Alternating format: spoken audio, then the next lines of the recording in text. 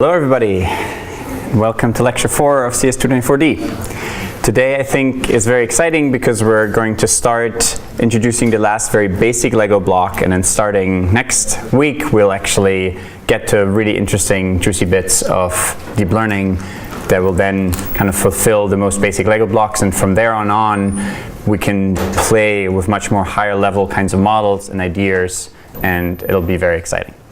So today we'll basically finish up some general classification background just to refresh some of the ideas from 229 that you may have already seen. Then look very carefully at updating word vectors, what happens to them sort of on an abstract level. And then we'll get to the first model that will actually be useful for downstream tasks, which is a window classification model. Very simple. We're going to classify single words, but in their context. And then we'll probably just get to defining the first and major Lego block, which is a single layer neural network. And then next week we'll get to how to actually train that. And then after that it'll be sort of much faster in pace because we have all the basic tools to really start building interesting models and putting all these tools together in new ways. Are there any organizational questions so far? You should have seen problem set 1, had a first look. Yeah? Up to what lecture would we be prepared with all the material to do the problem set? You should be able to do the problem set already, most of it. Yeah. So you can get started on it right away. We try to time the lectures usually in a way such that once the problem set comes out, you should be able to get started on it. But the problem set has many neural network related questions, and we are only doing neural network now, right? So that's true, but you can already get started because some parts of it only require word vector learning, and those you can already get started with. And then the second part of the problem set is something you'll learn about today and next week. Yeah. Do we know when the midterms are going to be? It's a great question. I think we have a date. There's only 1 week in which it can be, and then we only have these 2 Tuesday, Thursday classes. I want to say, David, do you know if it's on the website? All right. Maybe we'll follow up at the end of the class. Good question. Cool. All right. Let's get started. Classification, some setup and notation before we can get into what it's really about. So basically, in general, for classification, we usually assume we have some kind of training data set where we have some inputs xi and some class yi, and we usually have 1 to n many samples. Now, xi for our purposes will usually be either the words, could also be the entire context window of multiple words, could be whole sentences or even entire documents, and we'll usually try to define that properly when we actually look at each problem separately. Yi in most of our cases will be just simple labels, but it could also be entire other words. Words and labels will be in many ways treated very similarly, but of course labels you usually have only a handful or a dozen, whereas if you try to predict a bunch of potential words as output, where each class, so to say, is predicting whether that word is the next word that should come in a translated sentence, for instance, the output space is much, much larger, and then we want to be very careful about how we treat the softmax classification, for instance. We'll get to that in a bit in this lecture. The class could just be sentiment, so for most purposes you can simply think of yi as one of the potential classes, like very negative, negative, neutral, positive, or very positive, 1 of 5 classes. Named entities are other ones that we'll see a lot in this class, but it could be very high level things too, such as buy-sell decision based on reading some article or something like that. So pretty high level. And we'll later in this class get to multi-word sequences where the output space is actually not just a single label, but a sequence of output labels, such as a sequence of words that we want to translate a sentence into. So let's look at a little bit of the intuition for the classification. Let's say here we'll have a very simple 2D problem. Let's assume, for instance, these 2D points are all word vectors. Word vectors that are simply 2-dimensional. again, rarely ever will we have a real example where it's in 2D. This is just for illustration. This is actually a great visualization from Jacob Hathi that I encourage you all to play around with. This is not a confident, this is just a simple logistic regression model, hence with no extra features added, you would just have a linear decision boundary to try to separate out these 2 points. But it gives you great intuition if you play around with this demo. So the link is in the slides, and I encourage you all to play around a little bit with it and see how eventually we're going to add different layers, and you add new points to your training data, and it changes the decision boundary. It's very intuitive. So let's say we have this simple classification problem here. We have green points, we have red points, and we have a linear decision boundary. And let's assume for now that x is fixed. So the word vectors may be fixed. They may have come from glove or word to vec initialization, but now we just try to classify each word separately and independently. So in this case, we would only train our logistic regression weights W here to modify where exactly that boundary should be. And this is again our definition of softmax, or the softmax classifier, or the logistic regression classifier. We're basically just for each probability, to compute each probability of a class Y, we'll basically have the exponent and the inner product here of the ith row of W times the vector x. And we normalize this by summing over all the inner products with the other classes, with all the classes. All right, now we introduced in the last class the cross-entropy loss function over a specific data set. So let's use our notation here. Let's assume xi is our data input x, and we have the class yi that we'd like to predict. So then we're going to basically sum over this expression here, the negative log of basically here our exponents, where fyi is just that inner product that we defined in the slide before. All right, now usually what we will do, and this is going to be an important, one of the most important takeaway messages for this class, is how to write these kinds of operations in matrix notation, because matrix notation will enable you to implement this much more efficiently in code, and we'll look at some code examples and timings specifically in this lecture. So instead of saying we compute this actually by taking out a specific row in our W matrix and then multiplying this with x, of course what we'll instead do is we'll compute the entire vector of features f of the softmax with one large matrix multiplication, right? And each row is essentially independent, and hence we can parallelize this computation very well. Any questions so far around the notation? Yeah. I was just curious, why do we use cross-entropy loss as opposed to some other loss function like mean squared? It's a great question. So why do we use cross-entropy loss versus mean squared error or max margin loss and so on? We will actually use the max margin loss function a lot in the future. This is kind of the most basic one. It's very well understood, very common. It is still used very frequently. As soon as you have a lot of classes, or you want to speed up your training, or you don't care exactly about getting probabilities, you will end up using the max margin loss or objective functions much more frequently. It turns out squared error does not work very well with neural networks, and it's still not very clear why. There's no nice theory of why it doesn't work, but in most cases squared error loss will not give you great results. So this is a little bit outside the scope of this lecture, so don't worry if you don't understand it. But generally, well, this specific lecture maybe eventually for your projects, you might want to keep this in mind. But when you try to even predict a real number, you would usually want to use a kind of linear regression output and a squared error loss. But even then, it's better to make it into a classification error and then have a weighted sum of your different buckets of numbers to predict the final output.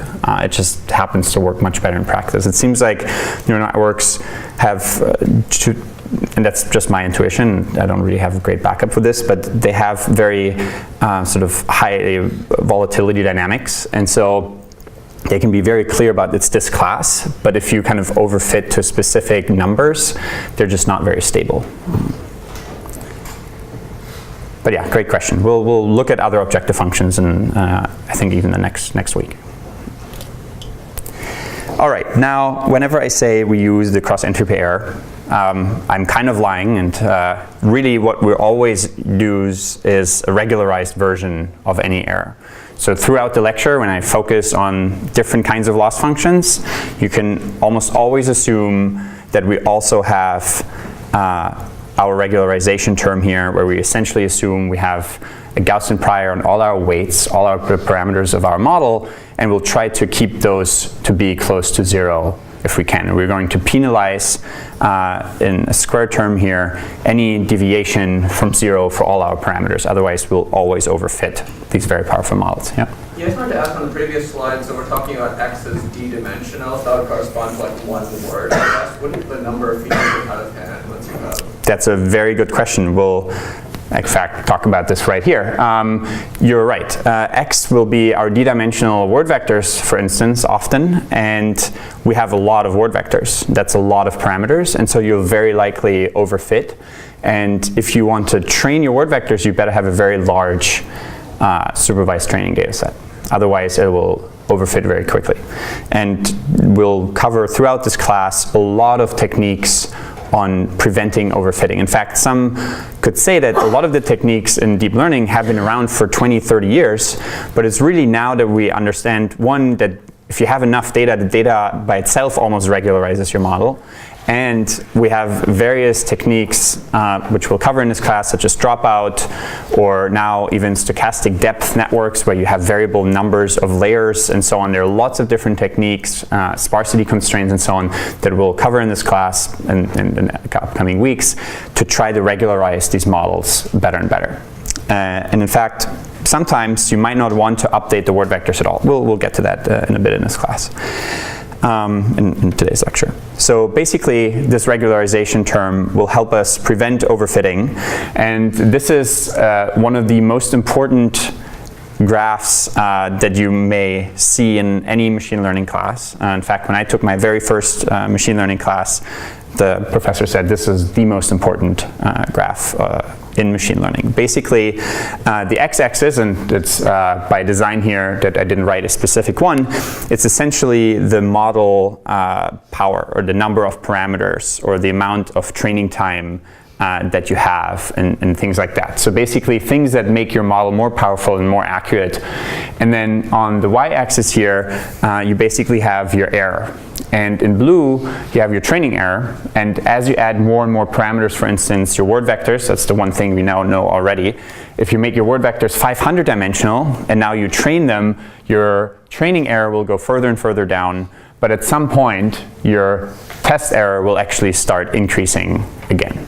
And so in all the cases, what you will want to do is first have a proper train and test split of your data set. In fact, what you really want to have, and we'll get to that in future lectures again also, is a train, development, and test split.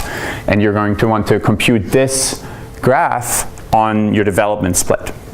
Basically, you just take your inputs here, and you take, for instance, 80% of your data points for training, 10% to develop and test and basically visualize a graph like this, and then the final 10% you only run once a week or once a month in a real project to understand how well your data would actually work on held out data sets, or on held out data in real life. All right, so this term is the simplest way we can prevent overfitting, but it certainly is not the only way we'll prevent overfitting. All right, so now for general machine learning, our theta will in most cases just be basically the columns or rows of W. And here I will introduce the opposite of the rows. Whenever we see dot and then the index, then that means we'll take this column of the data set. So here, just to get one long column vector, we take all the columns of W, and we define this W here as basically our entire theta. That's the standard for machine learning, where we used to always have specific hand-designed features, and we just want to weight those features to make a final prediction of a class. So in this case here, we would have C, the number of classes, times D, the input dimensionality, many parameters in the model.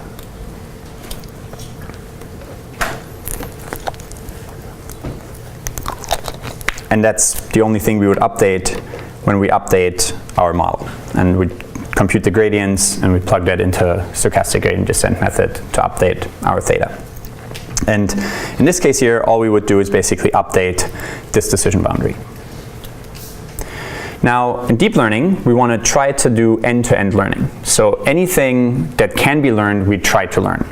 In the case of NLP, we at least have a word index, but then the word vectors are ideally part of the training model and part of what we already update.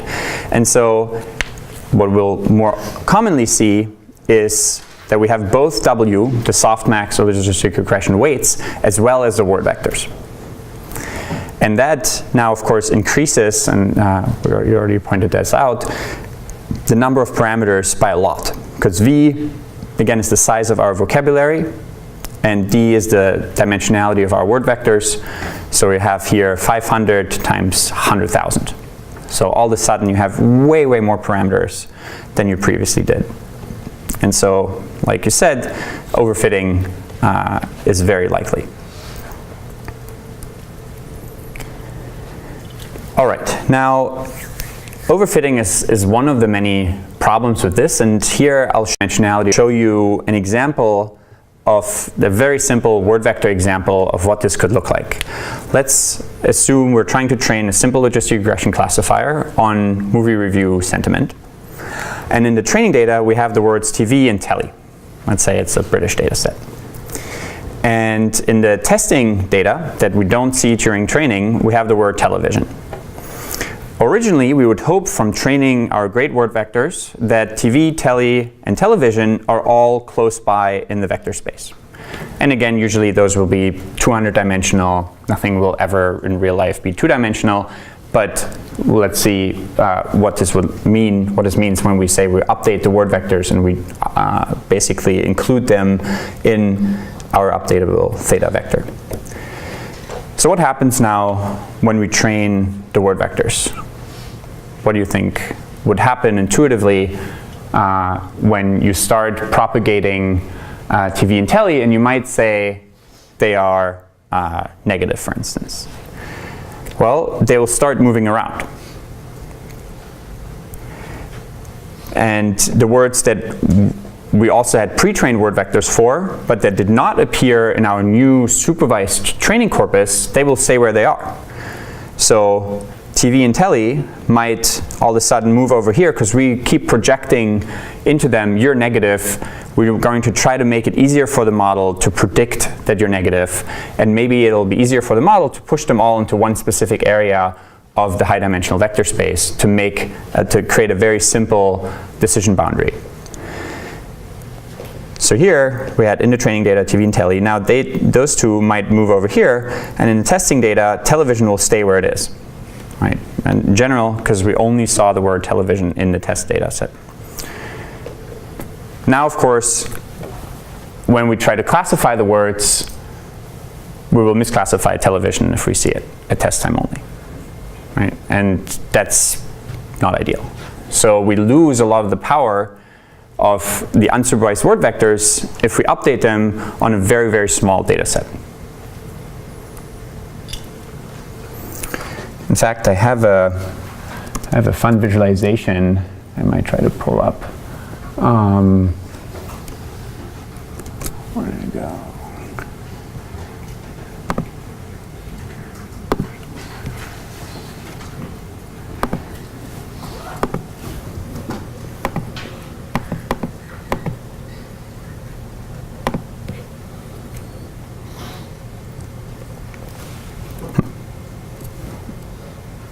So this is a fun visualization of word vectors after you train them with sentiment.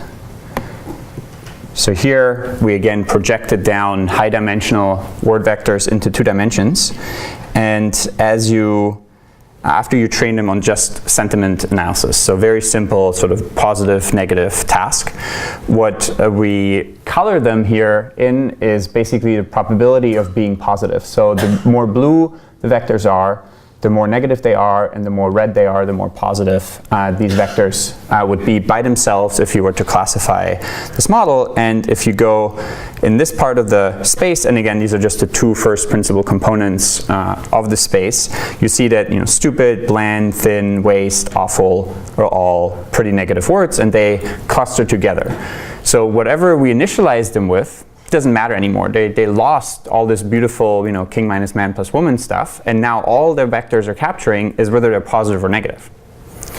And so we see here in the space mildly, mediocre, generic, all negative words, all coming together, but it doesn't really matter whether they're nouns, like it's an episode, or awful, which is an adjective, right? They're all just semantically and mostly sentimentally close together. And then as we move through the space, we get to sort of the middle part of the vector space, where we just have a bunch of very sort of neutral words, personal, classic, debut, effects, visual, and so on.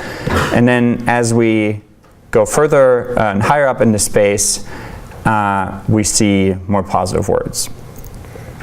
So for instance, cool and warm are close together, right? Which is, again, semantically maybe not ideal for some other modalities or some other kinds of tasks, but for sentiment, these are both positive. So this is basically the intuition of this very simple example, but in real life. On a larger data set, of course, we train them again in 50 dimensions, and just for visualization, we projected them down.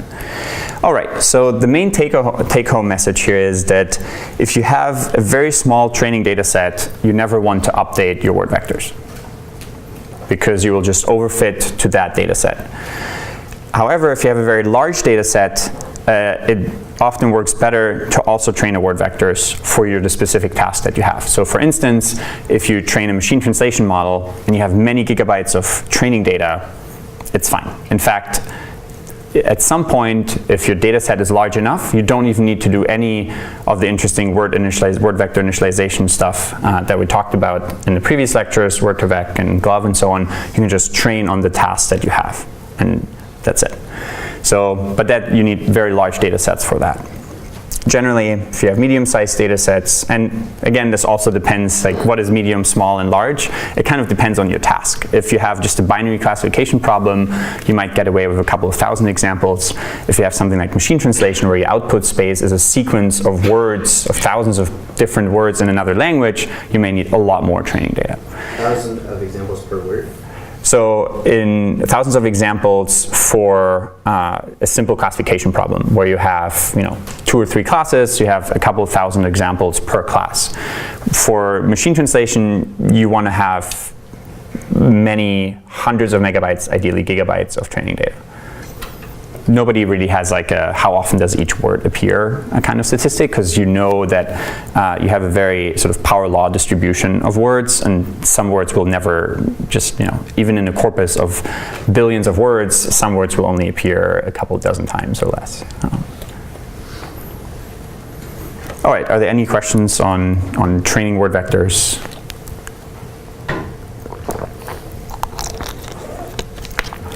Cool. All right. So I think in a week or two, you'll all have trained your own word vectors, and this will become second nature. All right. Now, a quick side note on word vector notation, because throughout this class, and as you start reading actual papers in research, you'll see lots of different notations and nomenclature for word vectors. We sometimes use the word vectors, but others use word embeddings. Sometimes we use word representations or word vector representations. They're all basically the same thing. And sometimes we call the final matrix L for a lookup table. Sometimes we call it X. In many cases, you'll see very quickly, what dimensionality it is, and then you'll understand what is meant. Now, when I read my very first deep learning papers, they said, and then we take derivatives, and they just had a lookup table and a hash. And I'm like, how do you take derivative of a hash? This doesn't make any sense. And so intuitively, mathematically, the way you can think of taking out a specific vector from this matrix in order to then initialize some kind of follow-up model with it is that you can essentially left multiply a very large one-hot vector E with this L matrix. So imagine you want to get the X vector, the word vector, out at the location, let's say 2, then you basically take this very large L matrix and you have a very high dimensional one-hot vector E that is basically 0, 1, and then hundreds of thousands of zeros, and you multiply these two together, you have a D by V large lookup table or embedding matrix times this V by 1 vector, and you get back a D by 1 vector, and that's exactly the word vector at the second location of that index. And of course, you're never actually going to want to multiply this very, very sparse matrix with this very large, the very sparse vector with this very large, dense matrix. But intuitively, if you try to think of the derivatives and you work through the problem set, you can think of it that way. Yeah? Quick overall question, has someone released like pre-trained word vectors? Are those available? Yes, that's a great question. So the question is, and so I'm going to repeat them for the videos, have people released these? And the absolute answer is yes. A lot of them have been released. So for instance, if you go to Glove project from Stanford CS, you can download the vectors that have been trained on different data sets. Also, again, understanding that word vectors are very different depending on what they've been trained on. So here you have some Common Crawl trained word vectors with 840 billion tokens, which is not something you're ever going to want to do by yourself. So it's a phenomenal resource. It's also, just to download them, I think in a zipped up format, it's 2 gigabytes. So it's rarely that you ever want to use the entirety of those word vectors. Yeah. Which one of these should we use? The best one is the Common Crawl one. We saw in last lecture, in the terms of performance of various intrinsic and extrinsic measures, the larger the better. But when you download this file and you look at it, you'll observe that the last couple of 100,000, so in total this is 2.2 million different word vectors, and each one is 300 dimensional. And this again these choices came from very carefully looking at the graphs and observing performance for these different hyperparameters. What you'll observe is that the last couple 100,000 are basically different numbers, like 0.001, 0.35, 0.67. Like they all have their own word vector, which is really kind of silly. You don't need all those word vectors. It still helped, because sometimes you may have 0.1 dash debit or credit or something, and then if you see that one again, it might help you a little bit. But you basically have very much diminishing returns from taking the entirety of that word vector. Now, sometimes what you can also do is you can actually run your own PCA. If you say 300 dimensional is great, I want to use the Common Crawl ones, you just take the first 200,000 most frequent ones, and then you say, well, 300 dimensional is still too much. What you can then do is run PCA and only take the first 100 or so. So they're in order in that file? They're just ordered by frequency, I think. So but that's a very useful order. Yeah. So it says 2.2 million vocabulary. So that's right. The number of words. Mm-hmm. And what's then 840 billion token? Is that what's the token? So the question was, the 2.2 million is the number of words, the size of your vocabulary. The 840 billion tokens, a token is basically just an instance of a word. And 840 billion tokens is basically the size of your training data set. So yeah, the corpus on which you train the word vectors. Does it make sense to update your vectors if your data set isn't as big as these? Yes. So rarely ever will you have a data set ever that is that big. Usually you're lucky if you have millions of tokens in your data set. And once you have a couple million, you definitely want to update your word vectors. Yeah. Though, whenever you're not certain, the best answer, if you think, oh man, I wish I had a professor who gives me advice on my project, and I have the following type of question. I wonder if I should do X or Y because I don't know which one is better. The default answer that is always correct is to do both and let the data decide. Look at your test data and let the test data decide which is the better one. Because even the person with the most intuition, they have seen 50 different projects and almost never did it work, but maybe you're the one exception. So you can never go wrong by running the experiment, making the choice that you had in your head by yourself, and evaluating, again, on a development test split. Don't ever run it on the final test data, because then you just start overfitting to that. But that will always be a good answer.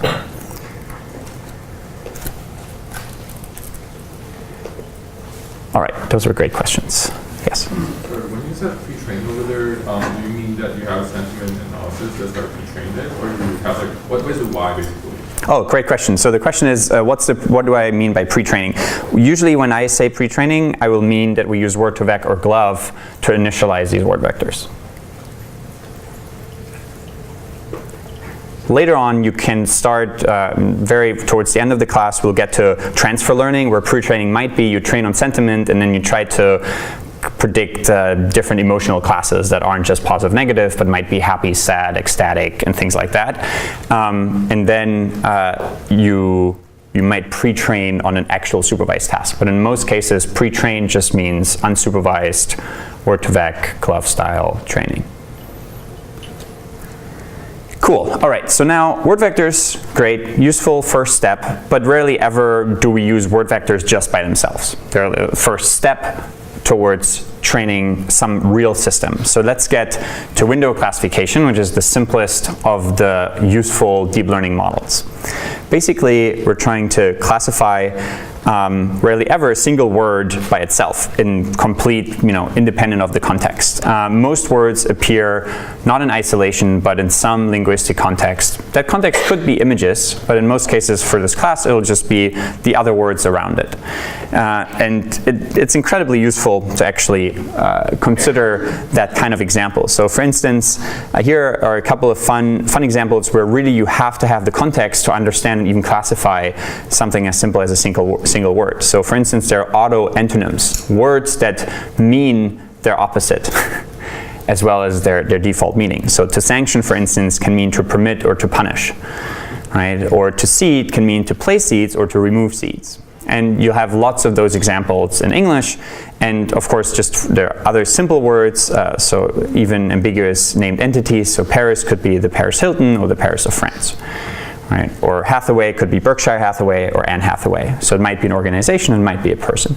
All of these are very, ambiguous, and we only know what they really are in context. So let's look at a word in context by essentially just considering it together with its neighboring words. And this model will be one that you'll implement, and it's actually the first reasonable one. Even for your projects, this might be the first that actually is a reasonable baseline to implement. For instance, if you wanted to implement your own named entity recognition algorithm, this is one of the most basic, simple Lego blocks that you can use. So there are lots of different possibilities for classifying a word in its context. One would be you average all the words in a window, but that loses the position, and you might want to know whether the or driving to appears before or after a specific word, because if you're driving to X and you can see all the movement to X kinds of windows will probably make X a location. Right? So you want to have a model that captures that. And so the simplest one that we'll look at today is to just train a simple softmax classifier by assigning a label to the center word, which is again not required. You could have the word that you want to predict as the last word, but for most of this lecture, next lecture, we'll just assume we try to classify the center word of a window. And what we'll do to define our features is simply concatenating the word vectors of all the words that are around the word we're trying to classify. So let's say here, for instance, we're trying to classify Paris in the context of this sentence. So maybe I visited all the museums in Paris, or I think all the museums in Paris are amazing. And now we're trying to classify this word, and what we'll do is basically just take the vector of museums, the vector of in, Paris, are, and amazing, and we concatenate them into one long column vector. And here this looks like a row vector, so I'll make it very explicit. The default for all our vectors will be that they're column vectors, which will be important for all our dimensionality checking and the equations that are coming up. Okay, so depending on our window size, we have a differently sized feature vector x. And those will be exactly the x's that we defined in the very beginning for classification. And y here could be, is this a location or not? Could also be y1 equals its location, y2 is it's a person, y3 it's an organization, and y4 is it's none of the above. That's a very common set of tags or classes for named entity recognition. Okay, so if all of our word vectors are d-dimensional, then, and we have, let's say, a window size of 2 to the left, 2 to the right, we'll have a 5D dimensional column vector. And now we can basically go through our standard logistic regression. X here, each x is the x of our window. We concatenate the word vectors, and we can use the exact same definition of a softmax classifier or logistic regression or cross entropy. Those three are also all synonymous. I usually stick to the softmax classifier in this lecture, but we basically can take the standard softmax classifier and we basically predict here some model output probability with this equation. And we'll update this by taking derivatives of the cross entropy error, and we've basically done most of those in the previous lecture, and in the problem set you'll extend this here to the softmax. But it's going to be very intuitively here, right? You just take the derivative of the log, you apply the chain rule, take the derivative of the inside, and so on. So now the question is, how do you update the word vectors, right? The default here would be we just update W. And the short answer is, well, we just take derivatives as before, but we apply the chain rule again. We don't just go to the W when we take derivatives, but we go one step further. And that's one of the things you'll have to do in problem set 1. And so I want to basically give you now a couple of tools to make this easier for you. As you have a complex, well, it's not quite complex, but it's the first sort of most important Lego piece, how to take derivatives of word vectors as there are layers in front of it. So some people might say this simple model where we have a softmax layer on top of word vectors is already a 2-layer neural network. It's not really. You could also say it's not really a single neural network layer, but softmax is considered 1 layer, and the word vectors could be considered another layer too. So let's go over a couple of tools, and those won't be just useful for deriving word vectors, but for all the derivations that you have to do in the midterm, in the problem sets 1, 2, 3, and so on. So step 1, very carefully define all your variables. So let's do this for this exact problem. We just have a softmax here, and we basically want to derive derivatives for the W matrix and all the word vectors X that we see in a specific window. Is the goal clear? Right, mostly nodding. Cool. All right, so let's define our variables. Y hat is the softmax probability output vector. Just this one right here. If we do a subindex of that, then we mean we have the yth class. So just one element of that vector. T will be the target probability distribution. Again, this will be all zeros, except for the ground truth class y, where it's 1. And then f, or f of x, is basically just defined as a simple matrix vector product, where we have here a number of rows equals c, number of columns. Actually, let me ask you this question. What do you think is the number of columns for W if we have d-dimensional word vectors and we have a total window size of 10? That's right, 10D, great. All right, whenever we subindex f here, then again we'll take that subindex element of this vector f. All right, this can be a little hard if you haven't taken derivatives for a long time, so we'll go through a couple of tips now. All right, so let's say in our case here we had dimensionality of, or window size of 5. So we have 2 words to the left, 2 words to the right, trying to classify the center word x. And each of them is represented as a d-dimensional vector.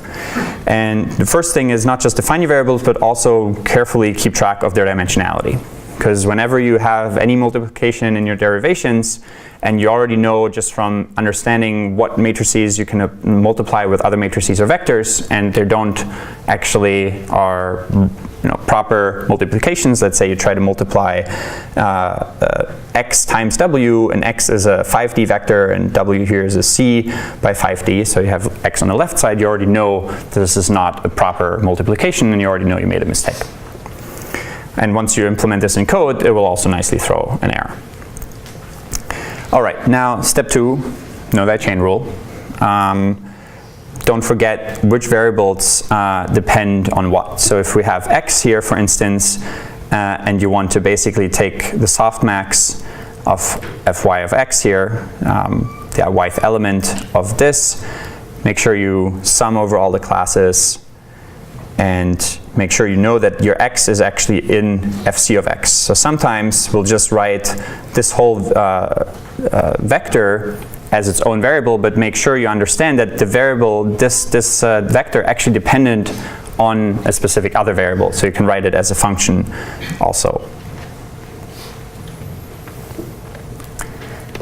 Now for the softmax part of the derivative, you want to first take the derivative with respect to fc, which is the class that you might want to actually predict, the correct class. And then you can take the derivatives with respect to fc when c is not equal to y, all the other incorrect classes. And some of this might not be as intuitive until you actually go through the steps, and you can refer then to the lecture slides when you go through it. All right, tip number 4. When you take derivatives with respect to one element of your vector f, for instance, try to see if you can create the gradient, the final result in the end, by looking at all the partial derivatives. So for instance, you will notice if you just take all the classes that aren't true, so let's say y here is the true class, and 1 to c with y not equals this exact y, all the wrong classes, then you may basically put this together, and then you see a larger structure, and then you can write this overall as a vector. And this is something that's very important to later not go insane as you're as you're trying to implement this. You basically want to define, every time you have something where you have all the partial derivatives and you can concatenate them in a vector, you want to put that into some vector notation.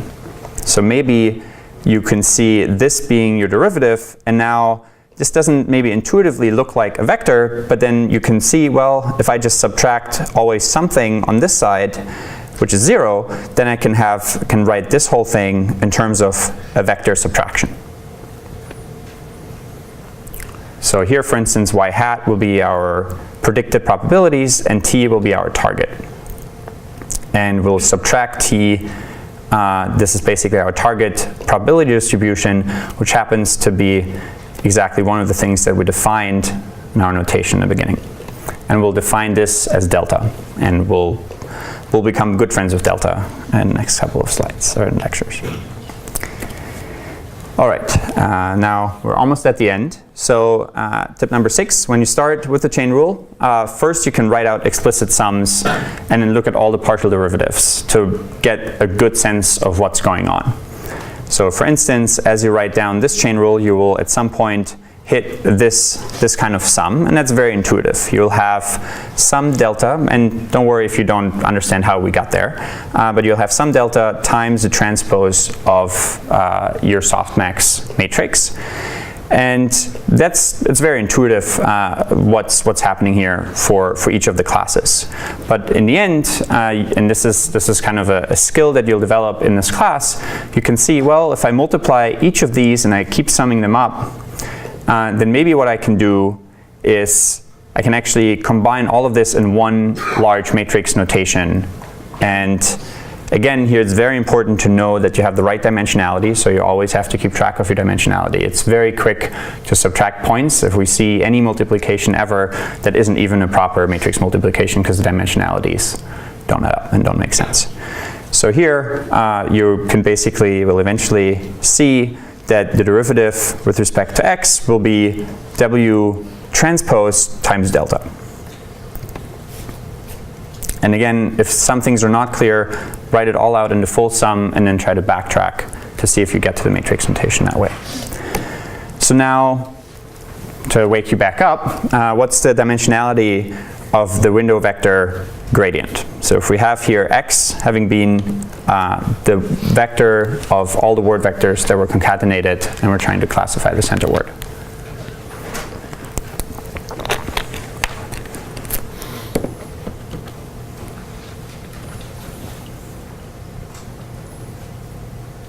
So intuitively, when we have our gradient of the objective function with respect to this vector, we want to update that vector.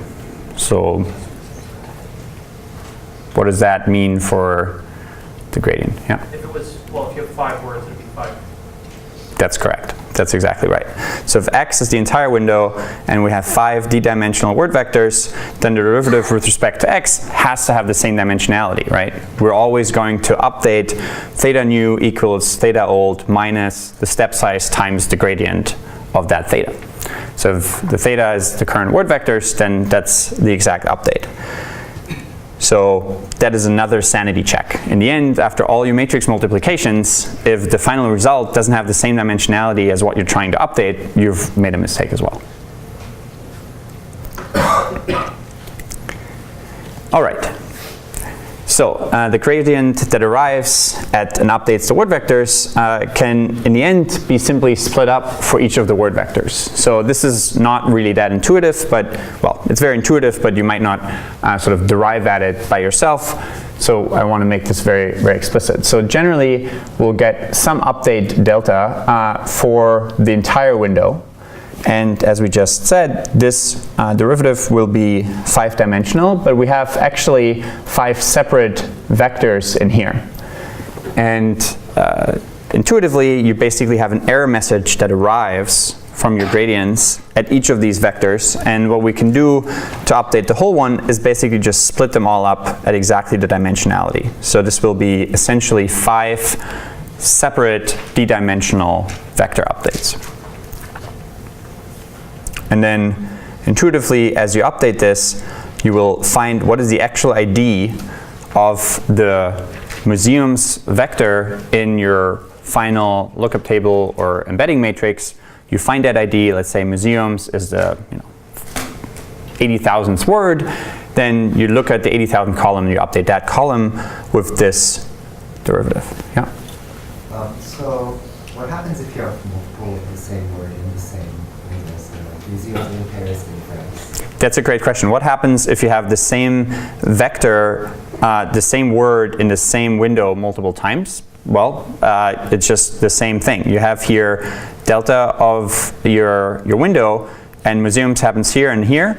And in the end, you look up the ID and you add both of those derivatives to that ID in your lookup table. So we just apply the classifier. Yeah.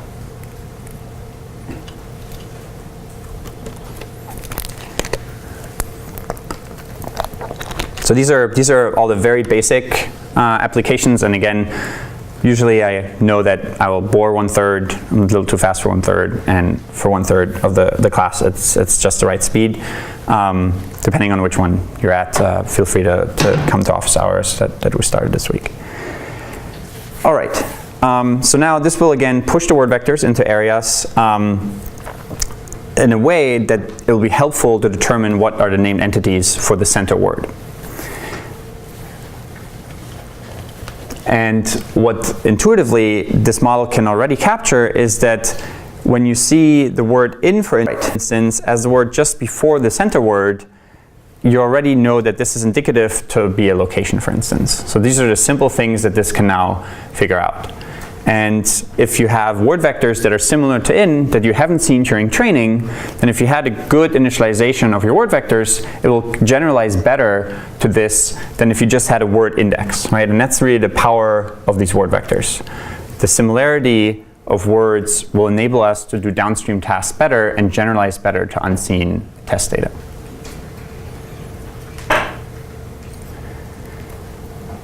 All right, now what's missing for training the full window model, of course, we don't want to just train the word vectors. We also want to train the softmax weights. So the gradient, the final gradient of J with respect to the softmax weights, and then with respect to the entire parameters that we may want to update, theta here will essentially be this. And it will again just concatenate a bunch of column vectors together to get the full update of theta.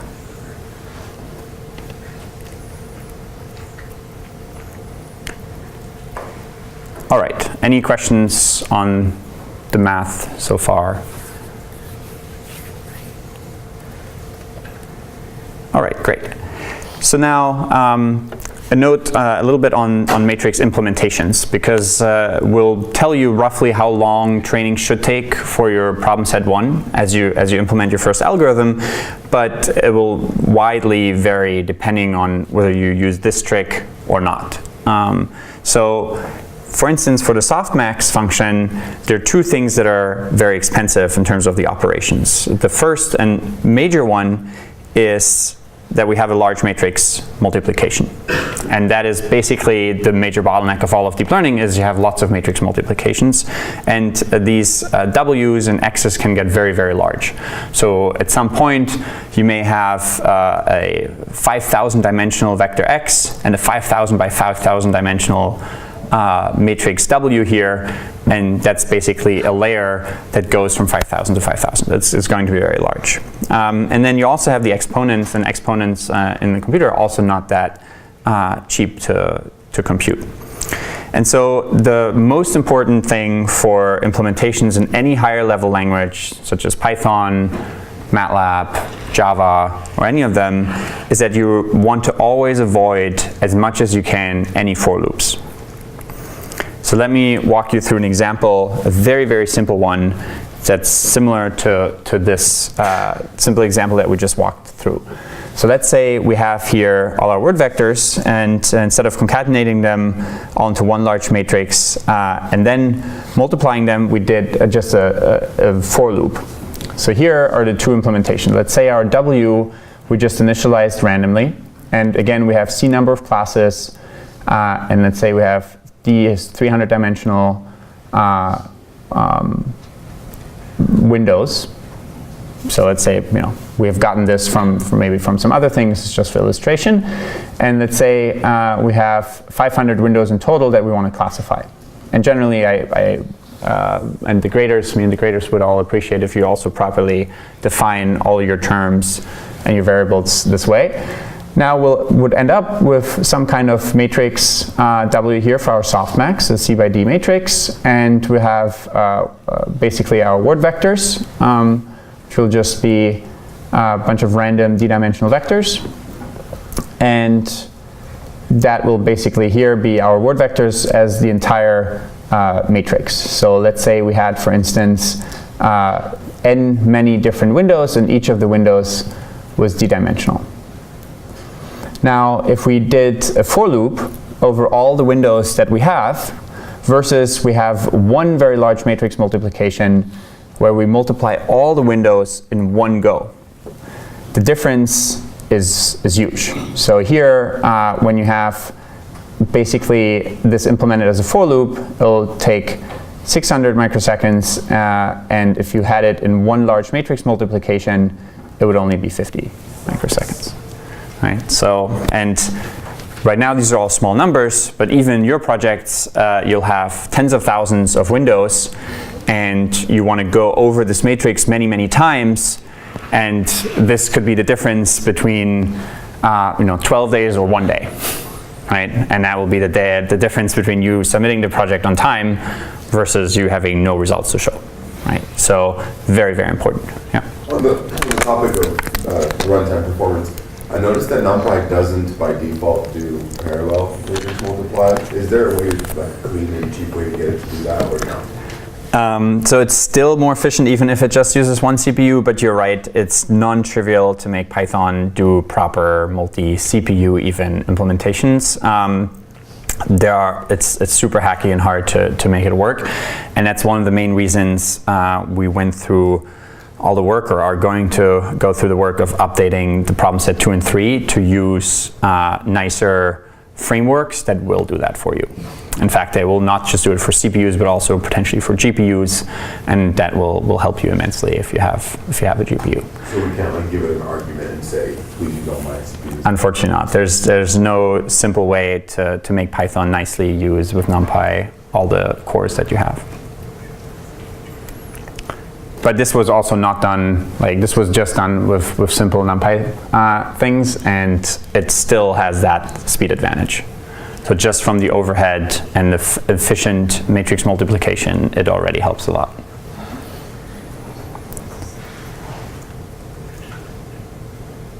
Are there any questions about this code? Cool. All right. So matrices are awesome.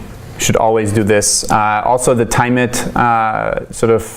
quick hack if you are in an IPython notebook is super helpful. Sometimes you think you have two vectorized implementations and you're not quite sure which one is more efficient. Again, there's always a simple way. You just try both and you time it, literally, and then you can know which one was faster. So the speed testing of your code is going to be very useful. Otherwise, you're just going to sit in front of the computer for a long time and keep checking your results. All right, now I mentioned softmax, and softmax is the first simple thing. But if we have the word vectors and we fix the word vectors, it's not very powerful because it's only going to ever give us a linear decision boundary. And sometimes the linear decision boundary is actually not so bad. If you have very high dimensional input data and you don't have that much training data, then forcing your function to only be linear might be actually some way of regularizing your model, like keep the model very simple. But as you have more data, and that's exactly the regime where deep learning will be so useful, it is very limiting. So let's say, for instance, here, you started with simple softmax, or again, logistic regression, just a synonym, and you have training data in green in one class and red in another class. And this is kind of lame, right? We basically, with a linear decision boundary, we could never get to classify these points correctly. And again, if you have very little data, you might not want to because they might just be outliers and you would overfit. But if you have lots of data and it's clear that the data and the ground truths or the real manifold that your data lies in is just not linear like that, then it would be nicer if we could actually have a decision boundary that looks like this. And that's when we'll use neural networks. Because neural networks will enable us to give us arbitrarily complex decision boundaries of that nature. They're so powerful that they will very quickly overfit. So here in this case, for instance, we have so few training examples that this is clearly an overfit example. But as you have more and more, it'll be actually very powerful to have that. So now, since we've defined and very carefully analyzed and you'll derive all the logistic regression derivatives and so on, we can use that notation to define neural networks, and we'll really start building. You can really see this as a Lego block. And yes, the first couple of Lego blocks are not that exciting for the class, but you can start very quickly build very cool things once you know them very well. So let's demystify neural networks a little bit and just define the terminology for neural nets. So basically, there's lots of terminological baggage, but it's kind of true for every machine learning model. So once you understood the softmax, it'll be very easy to understand what a single neuron does, and then we just kind of put them all together with very deep neural networks. So single neuron will often say it has some inputs, and sometimes we also define it to have a bias unit that basically also is sometimes referred to as the intercept term. then we will have an activation function and an output. So let's look at one very simple definition of how we can define a single neural network unit or single neuron. And again, neurons sort of in scare quotes. Real neurons in the brain are very, very different, much more complex. There's a very simplified model. And in some ways, really, we could also just call it a binary logistic regression unit. This doesn't sound quite as cool as a neuron, but they're also synonymous. So here is one way of defining this. We basically have our h here, which is the full output. H of x is the output of one neuron when it gets as input a vector x. And we have here a simple inner product with with a vector, in this case for now, a vector w. And because the default for our vectors are always that they're column vectors, we'll say here we transpose this, so it's a row vector, so we have a row vector times a column vector. And then b here is our always on feature. And again, other terminology for that is the class prior or the bias term. And I'll personally use bias term most of the time. So b here in our case would just be a single number for a single neuron. Now f, I mentioned before, we could have here our sigmoid function. That's the simplest one. It's not one that we're going to use a whole lot, but it is going to be used even in very fancy models later on. So basically, f of z just basically maps any real number to be between 0 and 1. As a squashing function is also what we sometimes call it. All right, that's it. That's a neuron. That's the simplest small Lego piece.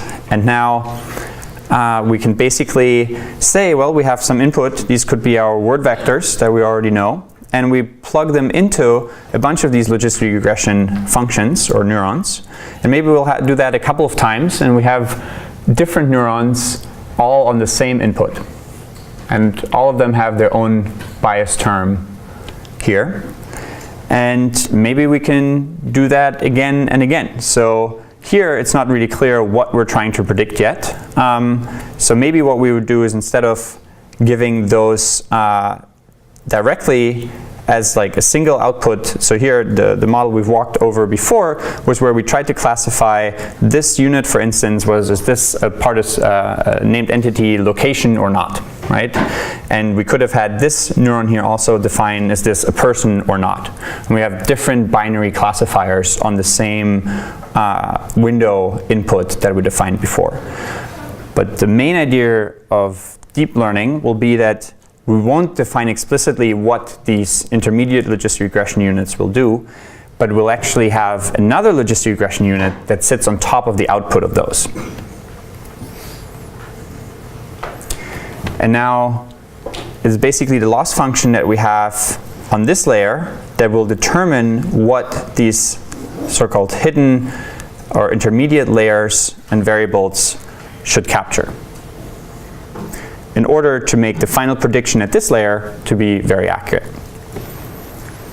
And that's basically it. That is we took this simple Lego block of a logistic regression unit, we can put it together in sequences, and then we can follow them up with multiple other logistic regression units.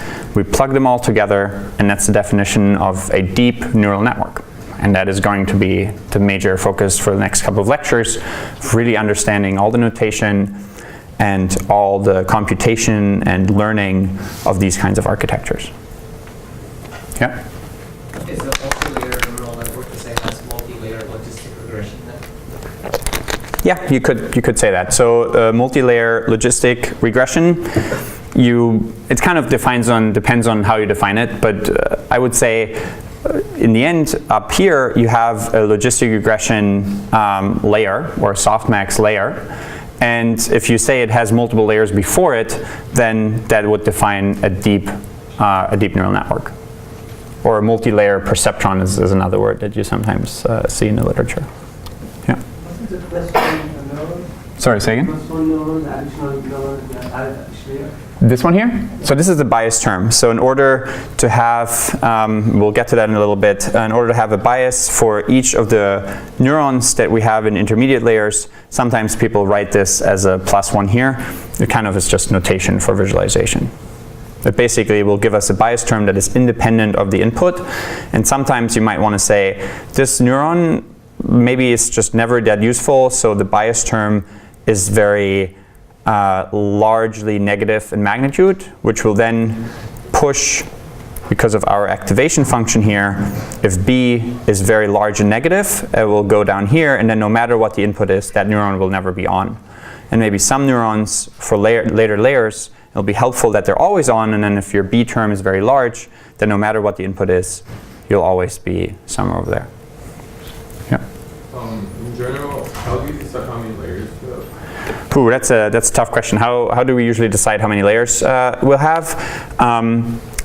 There's some intuition, there's some basically experience for different kinds of problems, how many layers are useful. The best answer is the one of try them all and look at your dev test performance. Try 1, 2, 3, 4, 5, and usually if after 3 to 4 you don't see any there's improvements, it stops making sense to add another one. But we'll get to sort of when does it make sense to have how many layers. In many cases 1 or 2 is actually the right answer and it's already enough. Yeah. So to follow up on his question, it seems like word to vec has 2 layers because you have the logistic hidden layer and then the softmax output. Is there a reason why that was like decided upon, like everybody uses that? So it was decided, so one, it's technically only a single, at most a single layer, because you have the word vectors, which are linear, and you have one sigmoid on these word vectors, right? The inner product, so remember in the objective function, you had sigmoid of your center word times the outside word. And that was all. And then you had another part where you had center word and a bunch of random other words. So you still had softmax loss, right? No, that was the final loss function. You'll see it once you implement it, but that was, you just take the derivative of the sigmoid. There's no other thing on top of that.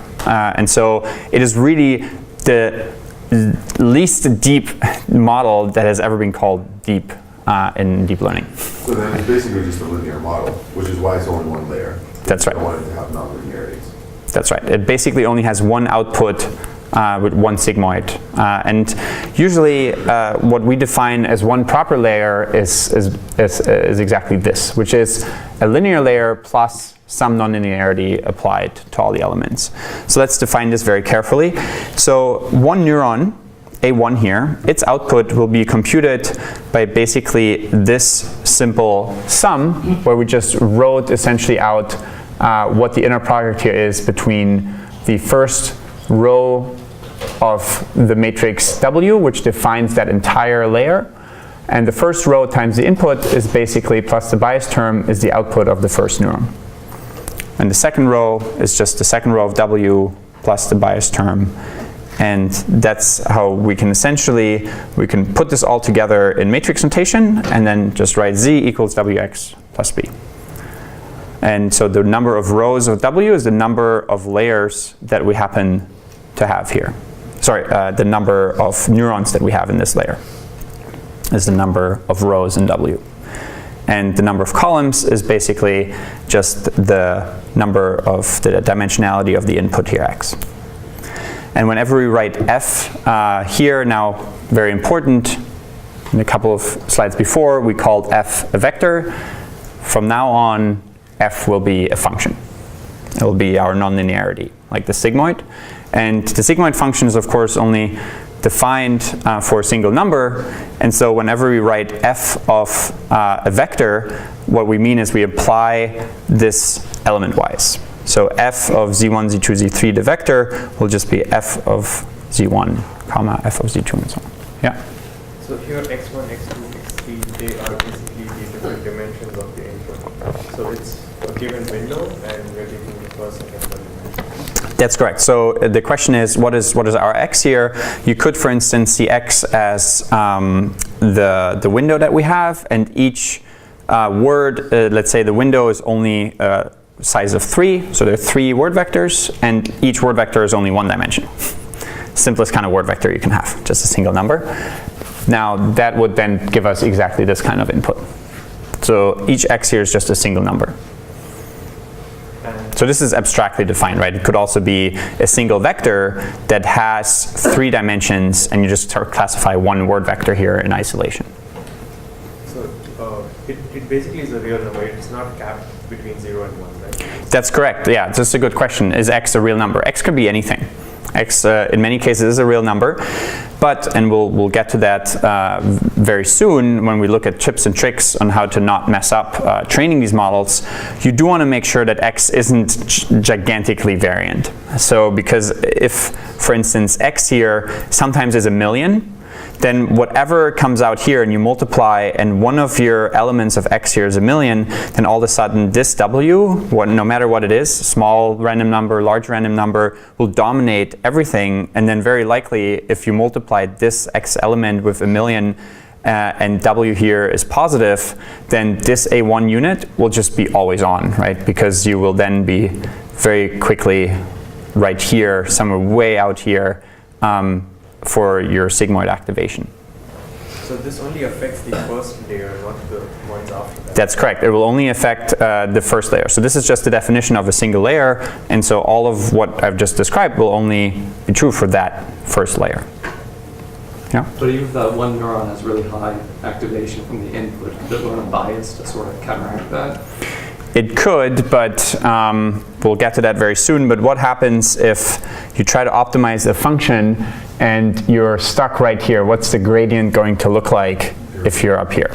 That's right. It's basically flat. And so it's 0. So you're already stuck in a local optimum. And that's why making sure your inputs are in a specific window and your weights are such that you start somewhere here and not somewhere way out here or way back here of the sigmoid is going to be important. We'll get to all of that as we learn to implement these from scratch. All right, so now nonlinearities, F, why are they needed? So you might say, well, why don't we get rid of the nonlinearities and we just have multiple W matrices? Well, that's going to be completely useless because the nonlinearities are really what enables deep neural networks to learn much more complex decision boundaries that look like this instead of just linear decision boundaries like this. If we had no nonlinearity and we just had added a bunch of separate W matrices, well, you could just basically multiply these together first and you would end up again with just a single linear layer. So it's really these nonlinearities that make neural networks so powerful. So to give you an intuition, let's say we had, and we'll get to this model in very soon, but let's say you had a very simple one-dimensional input here. And you had different numbers of hidden layers, a single layer only, and you tried to have a simple linear regression output here. Now, if you had one hidden neuron, this would be how you could fit these points.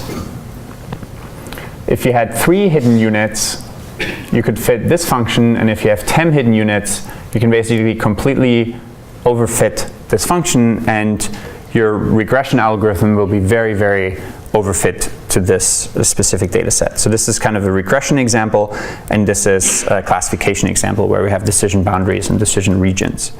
And we'll usually want to have a couple of layers that are variable sized in their depth. And another way of thinking about this is that deep neural nets are really just general function approximators. You have any kind of function you try to approximate, it will be defined over some kind of n-dimensional input. In this case, for instance, just a simple 2-dimensional input, and you want to learn a function that basically maps any point in that input to a specific output class. And that's the magic of deep learning. They're general function approximators. They just happen to be very, very powerful as we add more and more of these layers to them. All right, now let's actually look at a more powerful window classifier that we'll be using in practice, and that actually started in 2008. One of the most exciting papers that have come out in deep learning in a very long time until then by Colbert and Weston. So let's say we revisit again our window classifier, but now instead of taking the input vectors x and directly giving them to a softmax, we will first give them as input to a hidden layer, a hidden neural network layer, and then to a softmax. So let's define what this will look like. So we have here x, which is again just a concatenated not so gross. We had a single layer neural net here that we'll define in the standard notation where we have a linear layer followed by a nonlinearity. So we have here our concatenated word vectors in X, and we plug them through this matrix multiplication straightforward to now have an element-wise nonlinearity. And now the neural activations that we often call A basically can be used to compute some other function, right? And now this could be the softmax, which we used before, but it could also be just a very simple unnormalized score. And we're going to want to say that maybe the score for X should be very high if the center word in the window that is defined by X is a location, for instance. And we'll soon get to why we might want to use just a score instead of the softmax. But intuitively, we could also use the softmax. Now, in order to compute that window score with again, some people might call this a 3-layer neural network, others might just call it a 1 hidden layer neural network, will be as follows. So we take here our window, we concatenate the word vectors. Let's assume, for instance, each of the word vectors is 4-dimensional, and we have 5 of them that we concatenate.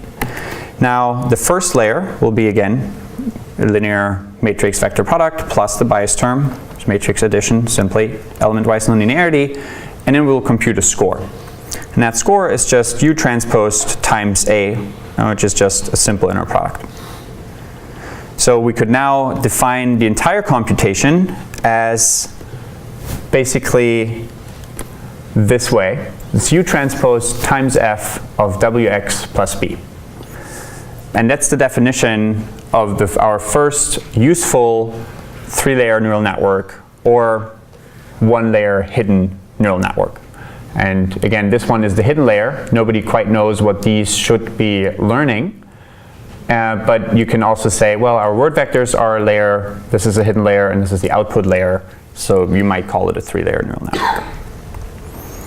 And this might compute a score here for museums and pairs are amazing, and we might want to say this score here should be very large if the center word is a location. And these should be very intuitive in terms of dimensions. So our X vector here, we had 4-dimensional word vectors, and we have 5 of them concatenated, so we have a column vector of 20 by 1. That means that W, if we want to have, for instance, 8 hidden neurons in our first hidden layer, should be an 8 times 20-dimensional matrix, and then U again is an 8 by 1 output layer. And in the next lecture, we'll actually learn how to train this kind of simple window-based neural network, and then we'll take deeper derivatives, which will eventually lead us to the powerful algorithm of backpropagation. Backpropagation will eventually just be applying the chain rule and being smart about it. But because it's non-trivial to actually derive it in its full glory, eventually people gave it a name. And really after that, we have all the basic tools. We'll stop going through nitty-gritty derivatives with lots of sub-indices. We can say, all right, we understand now what a layer is. Now we can put them together and we'll learn very powerful, cool functions. Thanks.